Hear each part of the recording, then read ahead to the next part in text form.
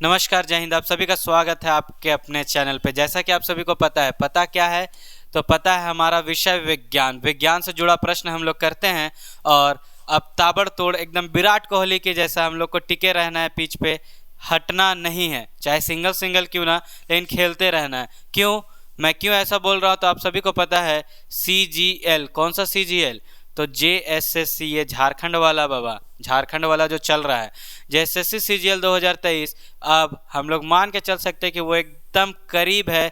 अब लास्ट एकदम हम लोग को शूट आउट करना है, तो लास्ट शूट आउट, जैसे हम लोग कहते हैं ना 99 पे खड़े हैं सेंचुरी के लिए पूरा मुशक्कत, तो बस मुशक्कत करने की बारी है और एकदम डटे रहना है। इसी तरह डटते हुए हम लोग को बिहार की तरफ भी बढ़ना है और बिहार वाला भी बाजी मार जाना है एक बार में। तो उस विषय में आज हमारा टॉपिक क्या है विज्ञान से जुड़ा, तो वो है धातुएं, खनिज, अयस्क। नाम तो सुन के लग रहा होगा बाप रे, इतना भारी भारी भरकम भरकम हम लोग पढ़ने वाले हैं टॉपिक, लेकिन इतना भारी भरकम नहीं, एकदम सिंपल सा है। धातु का मतलब आप सभी को पता है, वो चीज़ जिसको हम लोग मिस नहीं कर सकते हैं, मेटल। और खनिज, मिनरल्स। जैसे ज़मीन खोदना स्टार्ट कीजिएगा ना, तो सबसे पहले आपको क्या मिलेगा? तो मिनरल्स मिलेगा। बहुत लोग बोलेगा कि नहीं सर, जैसे खोदिएगा तो पहले मिट्टी मिलेगा। मिट्टी एक तरह का मिनरल ही है, तो बस बोलिए मिनरल्स। और अयस्क का जब बात करेंगे तो हम लोग ओर्स के बारे में पढ़ेंगे, ओर्स भी देखेंगे क्या होता है। उसके बाद दिया है गुणधर्म, उपयोग। मतलब इस जो हम लोग टॉपिक को लेके आए, इसमें मेनली हम लोग को किस पे बात करना है, तो उसके प्रॉपर्टी पे, गुणधर्म पे, कैसा कैसा लक्षण का है ही, तो वही देखेंगे। और फिर इसको कहाँ कहाँ यूज़ कर सकते हैं उसको भी देख लेंगे। तो इतना कुछ चीज़ों को देखेंगे हम लोग। सीधा बढ़ते हैं नोट्स की तरफ। तो आप जब नोट्स को देखिएगा तो कुछ इंपॉर्टेंट पॉइंट, जैसे हर बार मेरा रहता है कि नोट्स से कुछ इंपॉर्टेंट निकाले, फिर उसके बाद MCQ देखें। तो नोट्स देखिए। अर्थ क्रस्ट, भूपर पट्टी तत्वों का मुख्य उद्गम है। आप सभी को पता है तत्व कहाँ पे होते हैं, तो भूपर पट्टी पे। इसमें अधातुओं में ऑक्सीजन और धातुओं में एल्यूमिनियम सर्वाधिक मात्रा में पाए जाते हैं। सबसे पहला प्रश्न बन गया आपका। अगर पूछ दे सबसे ज़्यादा मात्रा में अधातु इस भूपर पट्टी पे कौन सा है, तो वही है हमारा ऑक्सीजन। और अगर धातु की बात कर दे तो चलिए हमारे एल्युमिनियम के साथ, बस वो एल्युमिनियम को टिक मारेंगे और लेके निकल जाएंगे 1 नंबर। फिर आगे आते हैं मुक्त अवस्था में, अर्थात सरल पदार्थों तत्वों के रूप में कौन सा होगा, तो यहाँ पे बोलता है एलिमेंट्री स्टेट्स की बात करेंगे हम लोग, कुछ देखेंगे सरल पदार्थों के ऊपर। संयुक्त अवस्था में अर्थात यौगिक के रूप में, जो कि कंबाइंड स्टेट बोल सकते हैं, कौन कौन है। प्राकृतिक में किसी धातु की प्राप्ति उसके रासायनिक प्रकृति पर निर्भर करती है। जो धातु बहुत कम सक्रिय होते हैं, जैसे गोल्ड, प्लेटिनम, ये सब क्या हुआ, कम सक्रिय, तो ये नेटिव में आ जाएगा आपका कौन सा, सरल पदार्थों के रूप में। अगर फिर उसके बाद बात करें अधिकांश धातु जैसे सक्रिय होने वाले जो होते हैं, जैसे आप बोल सकते हैं कौन सा, तो यहाँ पे नाम दिया है कॉपर, कॉपर बोलते हैं। सिल्वर हालांकि होता नहीं है, पता नहीं, यहाँ नाम दे दिया है। आयरन, मुक्त और संयुक्त दोनों रूपों में, हाँ लिखा भी है देखिए, मुक्त और संयुक्त दोनों रूपों में। तो हम लोग मुक्त का बात तो यहाँ पे कर ही लिए, संयुक्त रूपों वाला यहाँ पे ज़्यादा दिया नहीं, तो हम लोग बोलते हैं खुद से संयुक्त में। जैसे मान लीजिए आपका सोडियम का हो गया, पोटेशियम का हो गया, कैल्शियम का हो गया, ये सब तत्व जो है ये संयुक्त रूपों में मिलेगा आपको। मुक्त रूपों में मिलने की संभावना इनकी एकदम कम है। कम क्या बोल दीजिए, ना के बराबर ही है, नहीं मिलता है ऐसा। उसके बाद आते हैं हम लोग सीधा एक बहुत ही इंपॉर्टेंट, जो कि इस सेक्शन का जो हम लोग पढ़ रहे हैं, इस भाग का बहुत ही इंपॉर्टेंट पार्ट है, वो है अभिक्रिया श्रृंखला। क्या नाम है उसका? अभिक्रिया श्रृंखला। अभिक्रिया श्रृंखला जिसको कि कहते हैं रिएक्टिविटी सीरीज, मोस्ट इंपॉर्टेंट है। एक्चुअली में करते क्या हैं, तो बस एलिमेंट्स को एकदम लेके आइए, पूरा बटोर के एक झोला भर के लाए। अब भर के लाए तो हमको पहचानना है कि कौन ज़्यादा रिएक्टिव और कौन कम रिएक्टिव। तो हम सजाना शुरू कर दिए उसको कि तुम बाबू ज़्यादा रिएक्टिव है, ऊपर रहेगा, तुम उससे कम है, उसके नीचे रहेगा, तुम उससे कम है, उससे नीचे रहेगा, तुम उससे कम है, उससे नीचे रहेगा। ऐसे करके एक श्रृंखला बना दिए और इसी श्रृंखला को नाम रख दिए हम लोग अभिक्रिया श्रृंखला, या फिर अंग्रेजी में बोले तो रिएक्टिविटी सीरीज, या फिर कहीं कहीं आपको दिख जाएगा लिखा हुआ एक्टिविटी सीरीज, एक्टिविटी सीरीज। तो या तो बोलिए रिएक्टिविटी सीरीज या तो बोलिए एक्टिविटी सीरीज, दोनों है सेम टू सेम। तो बस दोनों सेम है, लेकिन हम लोग को थोड़ा सा मुशक्कत करना होगा। और मुशक्कत क्या, तो ये जो सीरीजवा है ना, इसको याद करना होगा। इसको याद करेंगे तब जाके हम लोग का काम पूरा होगा, नहीं तो फिर हम लोग वहीं के वहीं रह जाएंगे। तो यहाँ पे जो दिया है वो दिया है धातु के लिए, मेटल के लिए। याद करिएगा, नॉन मेटल का भी होता है। तो हम लोग को मोस्ट इंपॉर्टेंट मेटल, क्योंकि धरती से निकालेंगे हम लोग धातु को ज़्यादा मात्रा में। सीरीज क्या है, तो सबसे अधिक अभिक्रियाशील होता है आपका पोटेशियम। पोटेशियम नाम से एकदम लग रहा है ना खतरनाक वाला, तो बस सबसे ज़्यादा अभिक्रियाशील पोटेशियम।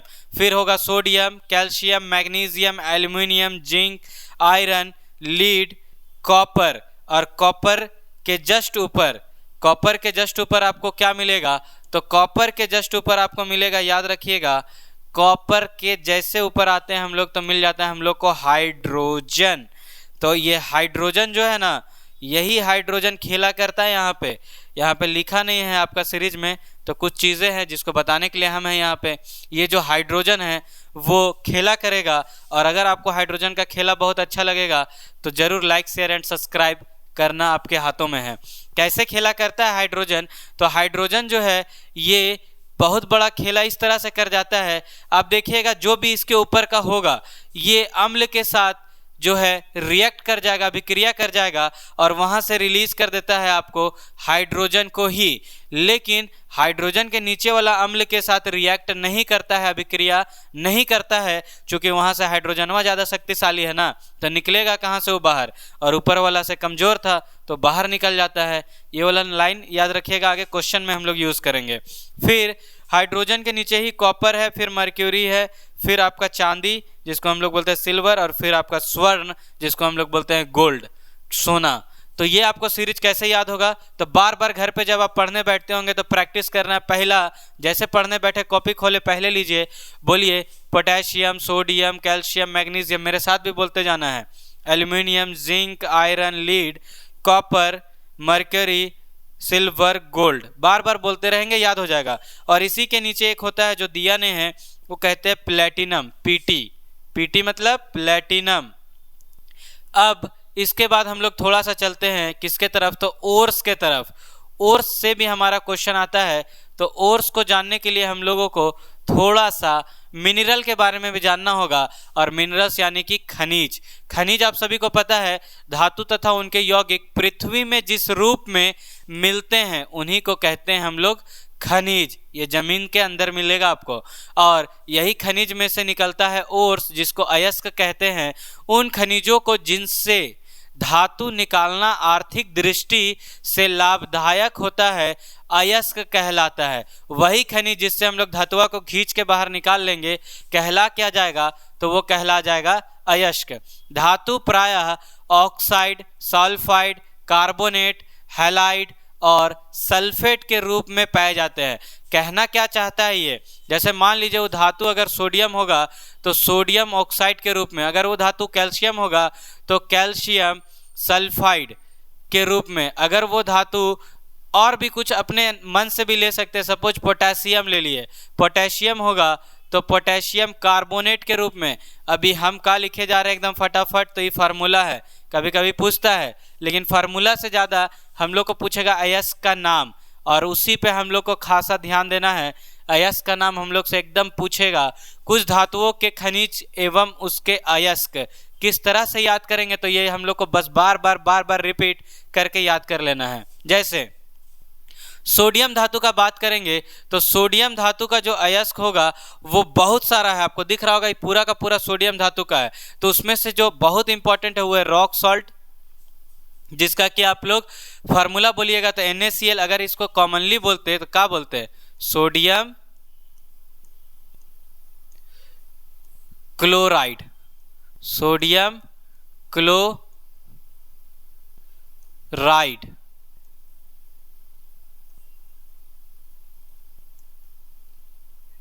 सोडियम क्लोराइड बोलते।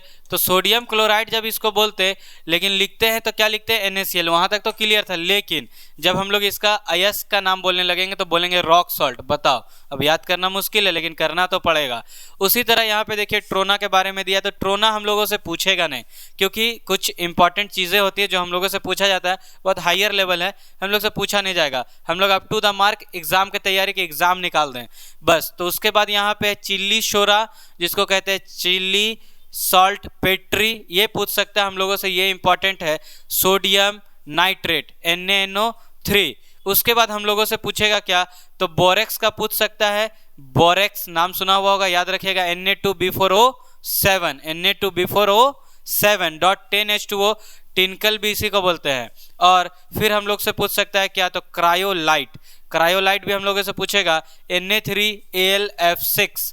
तो जो पूछेगा मैंने आपको इंडिकेट किया है, आपको उसको याद करना है, इंपॉर्टेंट है।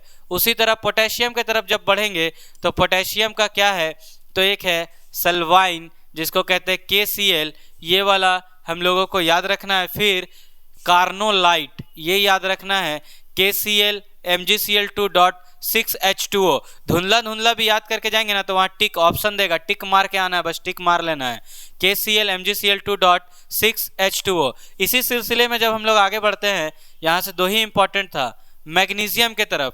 तो मैग्नीशियम में क्या होगा, तो मैग्नीशियम में होता है मैग्नीसाइट MgCO3। और उसके बाद हम लोगों से जो पूछेगा वो है कार्नालाइट। कार्नालाइट का होता है KCl MgCl2.6H2O। कार्नालाइट 2 बार आया, याद रखिएगा, पीछे अभी KCl मतलब कि पोटेशियम वाला में भी, तो एक याद करिए, एक तीर से दो निशाना हो सकता है। फिर है उसके बाद कैसेराइट। कैसेराइट भी जो है वो इंपॉर्टेंट है, MgSO4.H2O। फिर उसके बाद बात करते हैं तो अपना इंपॉर्टेंट इप्सम सॉल्ट, ना जाने कितने बार पूछ दिया है इसके बारे में, और BSSC इंटर लेवल वाला में तो घुरा फिरा के इसी को पूछता है बार बार, पता नहीं, इससे दोस्ती है उसका। Epsom salt MgSO4.7H2O। उसी तरह हम लोग बढ़ेंगे तो कैल्शियम का आप देखिएगा, कैल्शियम का क्या है, तो सबसे पहले लाइमस्टोन, लाइमस्टोन CaCO3। उसके बाद हम लोगों से जो पूछेगा कैल्साइट का, उतना ज़्यादा इंपॉर्टेंट नहीं, लेकिन फार्मूला हार्ड ने देख लीजिए, पूछता रेयरली है, लेकिन जिप्सम का आपको भर भर के पूछेगा। तो जिप्सम याद रखिएगा, CaSO4.2H2O। उसके बाद फ्लोरोस्फर, ये भी पूछता है, फ्लोरोस्फर क्या हो जाएगा, तो फ्लोरोस्फर का जो है वो हो जाएगा CaF2। इसी तरह हम लोग जब नीचे की ओर बढ़ेंगे तो नीचे हमारा क्या है, एल्यूमिनियम। एल्युमिनियम अपने लिए बहुत इंपॉर्टेंट है, और एल्युमिनियम का जो होगा वो होता है आपका क्या, तो एल्युमिनियम का होता है बॉक्साइट, और बॉक्साइट का फार्मूला Al2O3.2H2O। अगर खाली यही होता, क्या यही होता, तो खाली होता Al2O3, और हमसे पूछ देता कि क्या नाम बोलिएगा चाचा, इसको बताइए, Al2O3 का, तो इसी को हम लोग बोलते हैं एल्यूमिना। याद रखिएगा, मीना से मिलना है तो हमको एल्यू को लेके जाना होगा, ALUMINA, Al2O3, एल्यूमिना कहेंगे। और अगर हम लोग इसका और दूसरा देखें तो क्रायोलाइट, ये भी इंपॉर्टेंट है, और क्रायोलाइट में हम लोगों से जो पूछता है वो फार्मूला है Na3AlF6।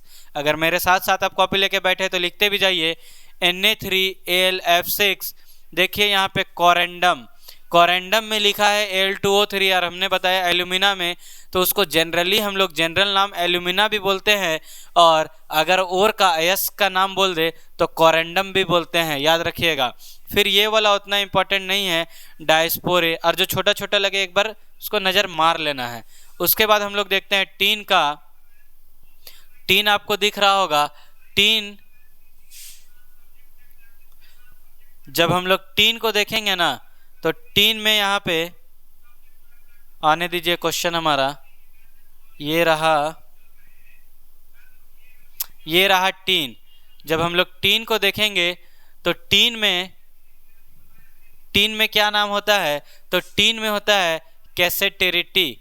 तो ये याद रखिएगा, कैसेटीराइट, सॉरी कैसेटीराइट, और कैसेटीराइट याद रखिएगा, इसको कहते हैं SnO2 मतलब टीन स्टोन SnO2।